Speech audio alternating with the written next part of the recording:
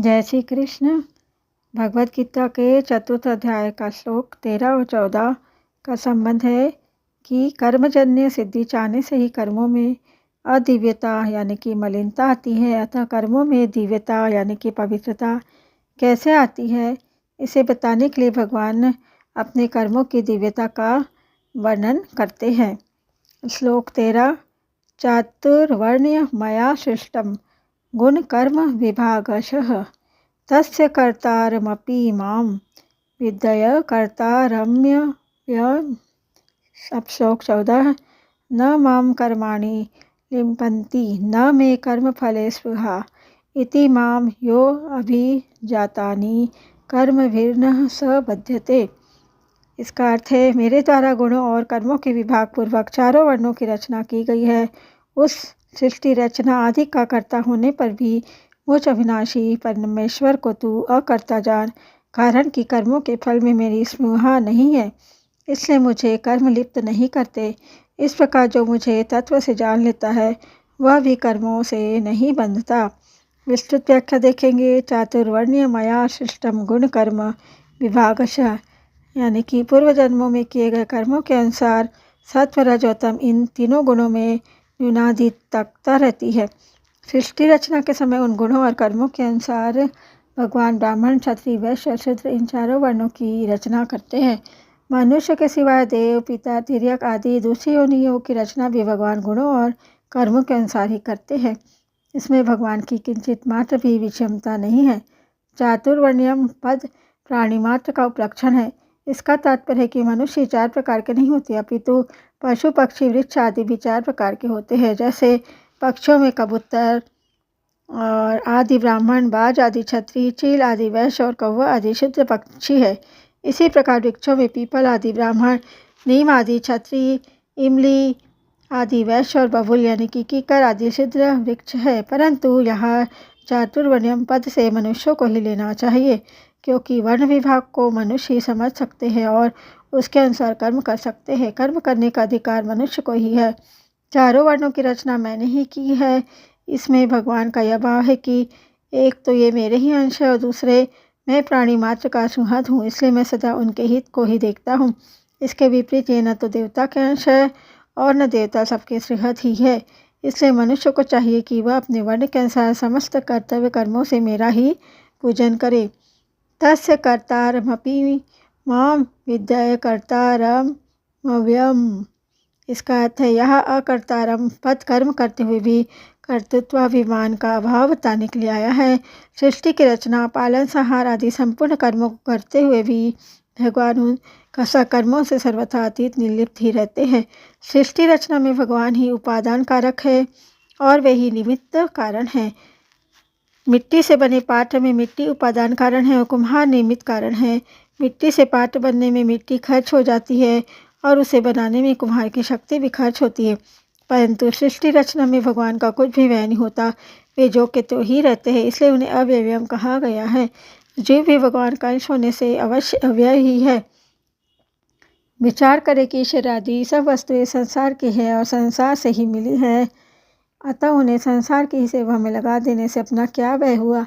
हम तो अव्यय ही रहे। इसलिए यदि साधक शरीर, इंद्रिया, मन, बुद्धि, धन, संपत्ति आदि मिले हुए सांसारिक पदार्थों को अपना और अपने लिए न माने तो फिर उसे अपनी अव्ययता का अनुभव हो जाएगा। यहाँ विधि पद से भगवान ने अपने कर्मों की दिव्यता को समझने की आज्ञा दी है। कर्म करते हुए भी कर्म सामग्री और कर्म फल से अपना कोई संबंध न रहना ही कर्मों की दिव्यता है। न माम कर्माणि लिम्पन्ति न मे कर्म फले स्पृहा। इसका अर्थ है, विश्व रचना आदि समस्त कर्म करते हुए भी भगवान का उन कर्मों से कुछ भी संबंध नहीं है। उनके कर्मों में विषमता, पक्षपात आदि दोष लेश मात्र भी नहीं है। उनकी कर्म फल में किंचित मात्र भी आसक्ति, ममता या कामना नहीं है, इसलिए वे कर्म भगवान को लिप्त नहीं करते। उत्पत्ति विनाशशील वस्तु मात्र कर्म फल है। भगवान कहते हैं कि जैसे मेरी कर्म फल में स्पृहा नहीं है, ऐसे ही तुम्हारी कर्म फल में स्पृहा नहीं होनी चाहिए। कर्म फल में स्पृहा न रहने से संपूर्ण कर्म करते हुए भी तुम कर्मों से बंधोगे नहीं। भगवान ने इसके पहले के श्लोक में बताया था कि सृष्टि रचना आदि समस्त कर्मों का कर्ता होते हुए भी मैं अकर्ता हूँ, अर्थात मुझ में कर्तव्याभिमान नहीं है और इस श्लोक में ये बताते हैं कि कर्म फल में मेरी स्पृहा नहीं है, अर्थात उसमें भौतिकत्व व अभिमान भी नहीं है। अतः साधक को भी इन दोनों से रहित होना चाहिए। फलेच्छा का त्याग करके केवल दूसरों के लिए कर्म करने से कर्तव्य और भोक्तृत्व दोनों ही नहीं रहते। कर्तृत्व भोक्तृत्व ही संसार है, तो उसके न रहने से मुक्ति स्वतः सिद्ध ही है। इति माम यो अभिजीत जातानि। इसका अर्थ है मनुष्यों में जब कामनाएं उत्पन्न होती है तब उसकी दृष्टि उत्पत्ति विनाशशील पदार्थों पर रहती है। उत्पत्ति विनाशशील पदार्थों पर दृष्टि रहने से वह नित्य भगवान को तत्व से नहीं जान सकता। पर कामनाओं के मिटने से जब अंतःकरण शुद्ध हो जाता है तब भगवान की ओर स्वतः दृष्टि जाती है। भगवान की ओर दृष्टि जाने पर मनुष्य जान जाता है कि भगवान प्राणी मात्र के प्रारंभ सुहद है, इसलिए उनके द्वारा होने वाली मात्र क्रियाएं प्राणी मात्र के हित के लिए ही होती है। भगवान तो जीवों को कर्म बंधन से रहित करने के लिए ही उन्हें मनुष्य शरीर देते हैं, पर इस बात को न समझने के कारण जीव कर्मों से नए नए संबंध मानकर और बंधन उत्पन्न कर लेता है। इसलिए कर्तापन और फलेच्छा न होने पर भी वे केवल कृपा करके जीवों को कर्म बंधन से रहित करके उनका उद्धार करने के लिए ही सृष्टि रचना का कार्य करते हैं। भगवान को इस तरह जान लेने से मनुष्य भगवान की ओर खिंच जाता है। कर्म भिन्नम स बध्यते। इसका अर्थ है भगवान के कर्म तो दिव्य है, संत महात्माओं के कर्म भी दिव्य हो जाते हैं। वास्तव में संत महात्मा ही नहीं, मनुष्य मात्र अपने कर्मों को दिव्य बना सकता है। जब कर्मों में मलिनता होती है तब वे कर्म बांधने वाले हो जाते हैं। जब मलिनता के दूर हो जाने पर कर्म दिव्य हो जाते हैं तब वे उसे नहीं बांधते। इतना ही नहीं, वे कर्म उस कर्ता को और दूसरों को भी मुक्त करने वाले हो जाते हैं।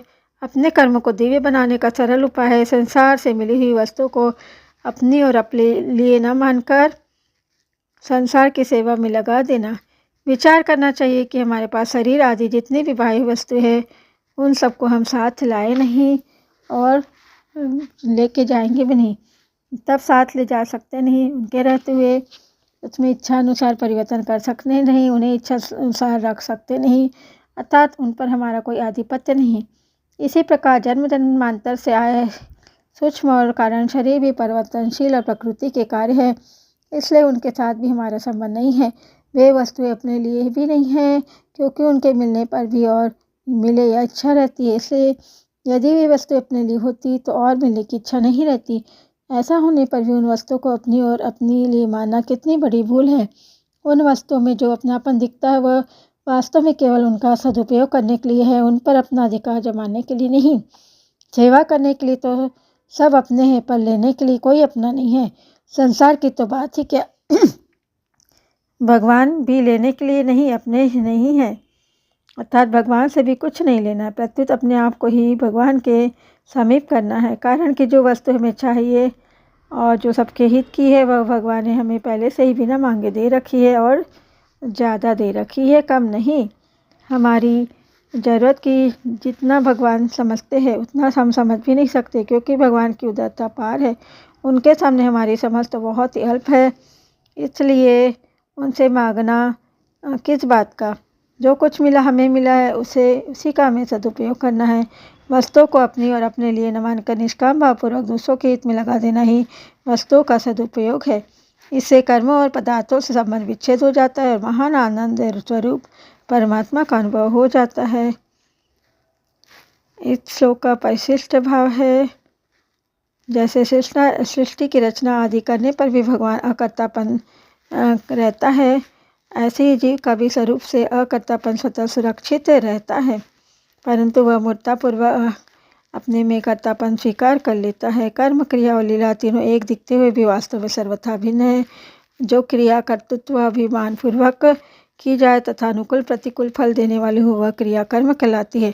जो कर्तृत्व अभिमान पूर्वक न की जाए और जो फल देने वाली भी न वह क्रिया होती है, जैसे श्वासों का आना जाना, आँख का खुलना और बंद होना और नाड़ियों का चलना, हृदय का धड़कना आदि। जो क्रिया कर्तृत्व अभिमान तथा फलेच्छा से रहित तो होती है, साथ ही साथ दिव्य और दुनिया मात्र का हित करने वाली भी होती है, वह लीला होती है। सांसारिक लोगों के द्वारा कर्म होता है, मुक्त पुरुषों के द्वारा क्रिया होती है और भगवान के द्वारा लीला होती है। जय श्री कृष्ण।